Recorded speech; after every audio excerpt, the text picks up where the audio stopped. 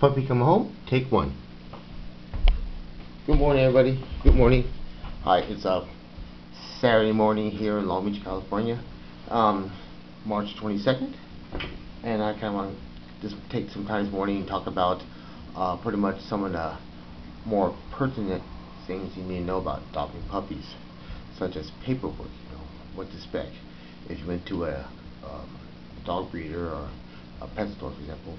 What paper would you expect to get, receive, and why it's important, and also why you should get something even from a private citizen doing a dog adoption from private residence too. But before I get over that, I kind of want to use my cue card here and kind of go over what we kind of covered so far in this Puppy Come Home series. As you know, we had 5 Chihuahua puppies here for adoption here, and we have right now all adopted out except for one. Right now, puppy A is visiting with his new owner, and we have right here joining me live on the set.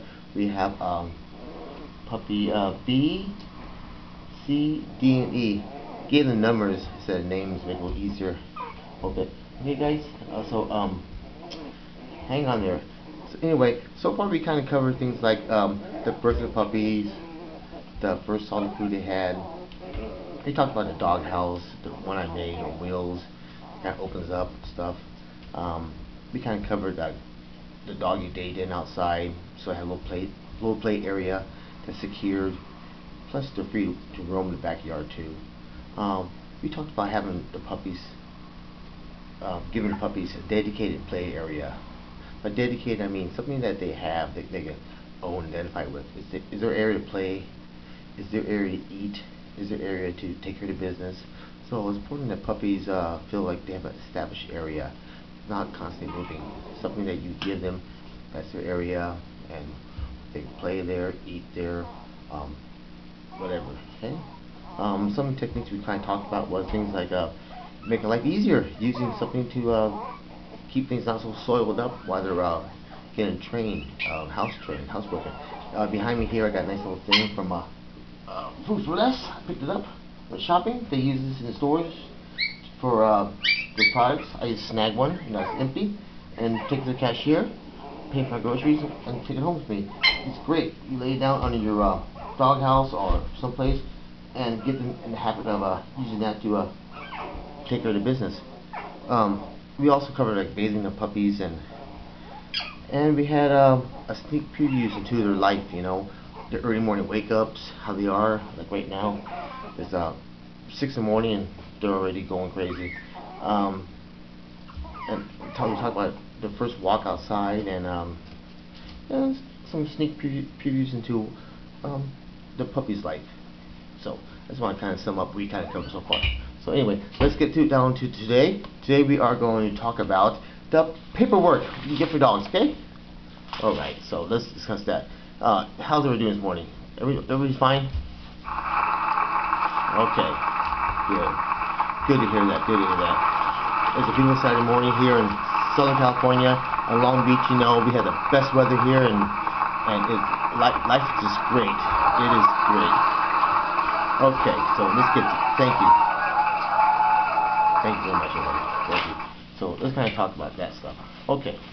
I'm a private citizen here and doing a dog litter for my home, and they're up for adoption. But still, I kind of want to set my my new puppy owners, the new adopters, up for success. I just don't want to give them a puppy and that's it. So you should expect that too from anybody.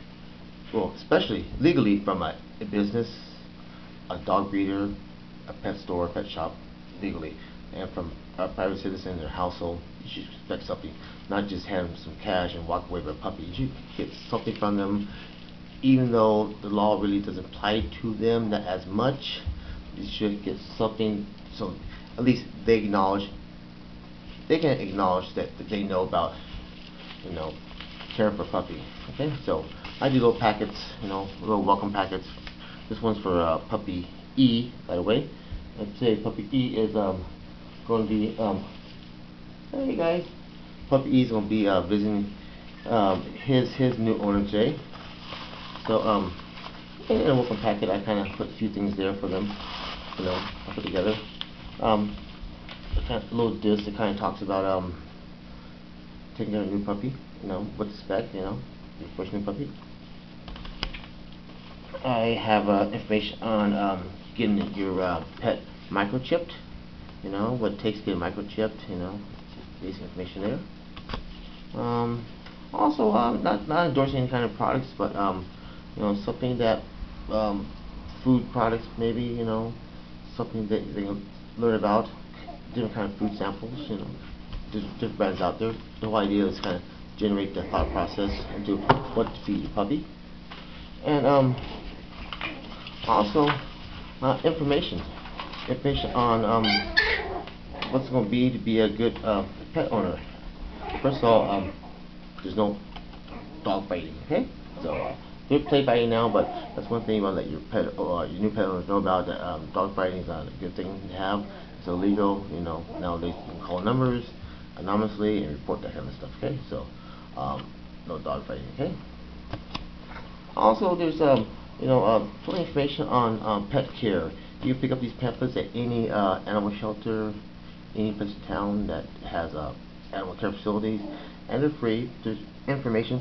Information is golden. You learn things, and these things I kind of get and provide for a new pet owner. Some people are experienced.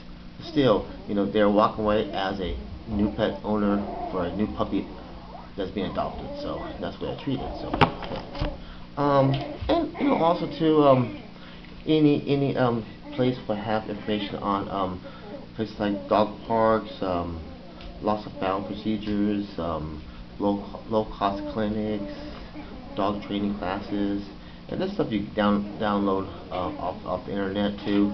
And there's information there. You get that off the internet too.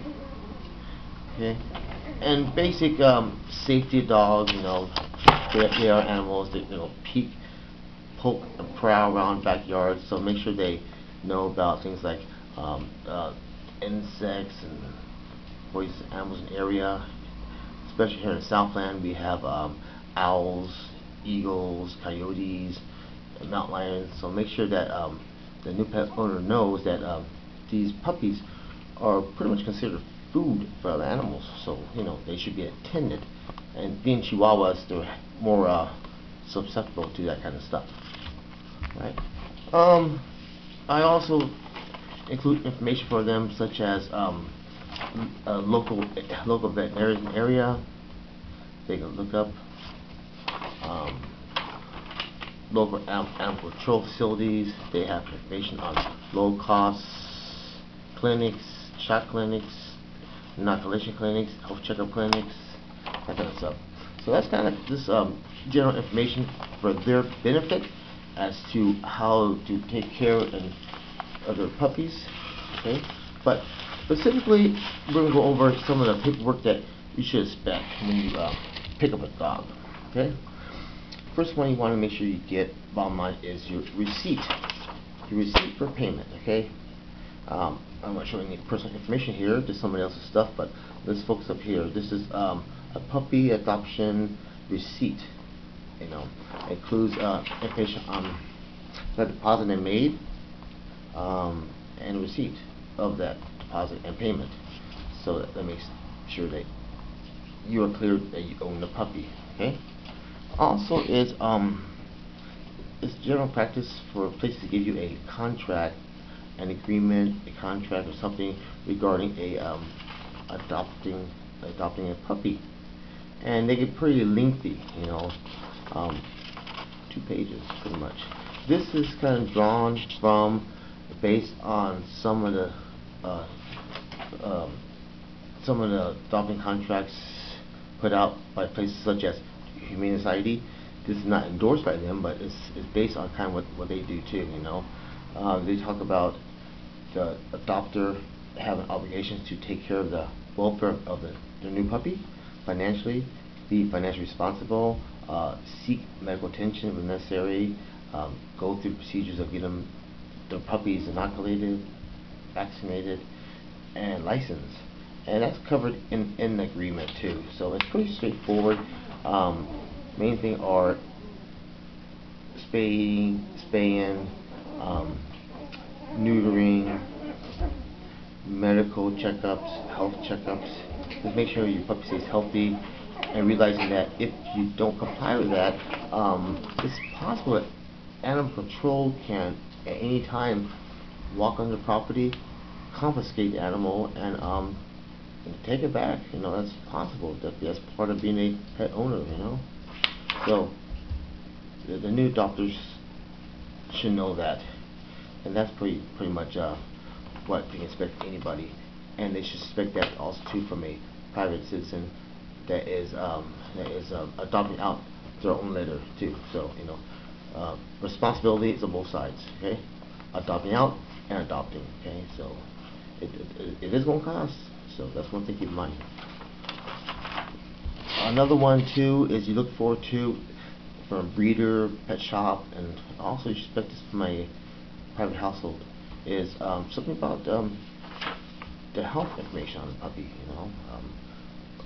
Veterinarian checkup or health based on the puppy's behavior, the characteristics, the parents' information, and it should kind of give you an idea of the puppy's state of health. Okay, and if you get this from a breeder or pet shop, it's actually a legal requirement they have to give you. It's based on California code of regulations concerning the pet laws. Okay, so you find it online too. Just have to Google California code of regulations, pet laws. And these puppies here are based on their behavior, the way they eat, the way they sleep, the way they play, the way they look, their eyes, ears, nose, fur, body, their general physical look determines how healthy they are. And this is like you see just by a visual inspection. And of course, a vet can give you more information, but usually healthy parents, a clean, healthy household they're in, are good signs that pretty much a puppy's good to go. Right? Another one is also the birth certificate information on the puppies. Kind of tell you who they are, what kind of puppies they are, what kind of breed they are, that kind of information too. And that's provided too legally by a breeder or a pet shop. And a private citizen should also give that to you too. And I'll put it all together in a little packet. I call it like puppy E, for example, and they are numbered. The puppies have their own unique numbers. So that gives the new pet owner the idea that first of all, he's adopting out from a responsible person that kind of knows about puppy care and puppy laws. He's not walking there, dropping money on the table, walking out with a puppy. He's actually being educated, informed, or advised, and being set up with some stuff about his puppy or her puppy. And that's what you should expect. Okay, so that was today's episode pretty much, and I got to put a plug in for my puppies here if I can. Let's see what we have over here. Okay, like I said, they're all adopted out pretty much. This is puppy E. Today's gonna visit his new owner, puppy E. I know that. And puppy B here will see his new owner for visit, I think Monday or Friday. And puppy D here is going to visit his owner tonight. I know that. And puppy C here, this one here is a very Chihuahua, very momsy like by the boy. Puppy C is currently up for adoption, so that's the last one right here, right, Puppy C? Yeah, that's right. Okay, so you're up for adoption? Yes, I am. Okay. Who are you looking for? Anyone that loves me. Somebody that loves you? Okay, we'll do that. We'll get you somebody, okay? Thank you. You're welcome. Okay, so remember, Puppy C is looking for a new owner, okay? Right, Puppy C? Say something there, Okay, what did I say? What? Anything you want to say? Well, somebody please adopt me. Okay, I'm sure they will. Okay? Thank you. You're welcome. Right? Thank you for joining me today, and we'll talk to you next time. Okay? Puppy come home.